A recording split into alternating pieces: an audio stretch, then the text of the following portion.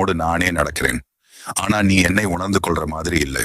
இப்போ நீ கேக்குற, முருகா, நீ என்னோட கூட இருக்கேன்னு நான் எப்படி அறியறது? அதுக்கு நான் சொல்ற பதில், நீயே பாரு பக்தா.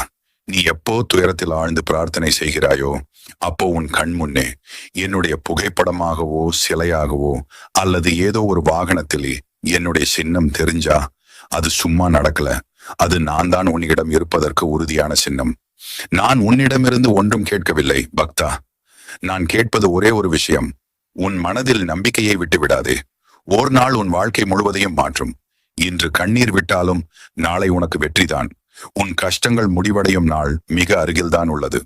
பக்தா, உன்னுடைய உடல் சோர்ந்து போனாலும் உன் மனம் நம்பிக்கை வைத்திருந்தால் நான் உனக்கு வலிமை தருவேன். நீ வெற்றிக்காக ஓடும்போது பாதையில் தடைகள் வந்தாலும் அந்த தடைகள் தான் உன்னை உண்மையான வெற்றிக்கு தள்ளும் படிகள். நீ இப்போது கேட்கும் இந்த வார்த்தைகள் ஒரு சாதாரண வீடியோ அல்ல.